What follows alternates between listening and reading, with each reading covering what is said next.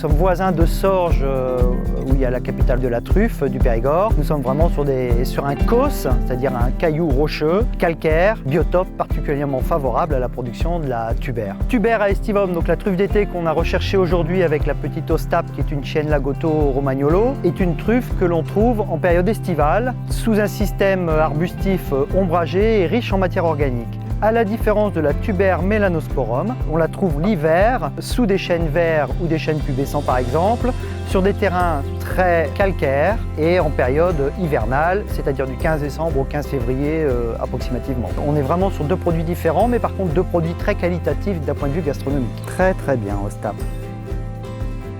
Bienvenue chez nous. Nous sommes nuciculteurs, donc producteurs de noix, et aussi transformateurs. Donc nous avons un moulin à huile où là nous allons produire de l'huile de noix, de l'huile de noisette, de l'huile de sésame, de l'huile de colza, de l'huile de tournesol, de l'huile d'amande, de l'huile de pépins de courge, enfin beaucoup d'huile quoi. Nous fabriquons de l'huile traditionnelle et aussi beaucoup, 80% de notre production c'est de l'huile en première pression à froid. L'huile de noix traditionnelle, celle qu'on peut trouver un petit peu partout en Dordogne, il y a 3 étapes en fait. Il y a une étape où il y a le broyage de cerneau avec la meule. Ensuite on va chauffer la pâte dans les poêles que nous avons derrière. Et puis après on met la pâte dans les presses et ensuite l'huile va couler dans les seaux.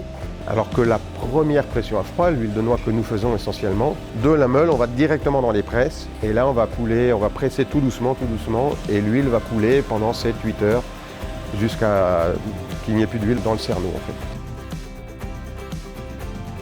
Je fabrique des mijotés de fruits qui sont moins sucrés que les confitures traditionnelles et j'ai une cuisson particulière qui est la cuisson au boulet, c'est-à-dire que je fais revenir le sucre dans de l'eau et du jus de citron avant d'incorporer les fruits. Donc les fruits cuisent beaucoup plus vite et ça garde toute la saveur du fruit. Alors aujourd'hui je fais de la fraise, le fruit qui représente bien le pays vernois et donc le Grand Périgueux. Elles sont excellentes, elles ont vraiment le goût du fruit par rapport à des confitures traditionnelles. Alors elles ne sont pas beaucoup moins sucrées, par contre elles ont beaucoup plus le goût de fruit que des confitures traditionnelles. Des produits vraiment de qualité, mis en culture par des producteurs vraiment très volontaires pour faire du qualitatif et de l'authentique. En Périgord, on mange très bien, on a une variété gastronomique énorme. On a du foie gras de canard, on a de la truffe, on a des bons fruits, de la fraise, de la noix, on a tout plein de choses que vous pourrez déguster. Je suis très attaché à la Dordogne maintenant et je ne quitterai plus la Dordogne pour rien au monde, non, ça c'est sûr. C'est hyper varié, le Grand Périgueux, il y a du patrimoine, il y a du vert, c'est des espaces verts, il y a de l'architecture, il y en a pour tous les goûts.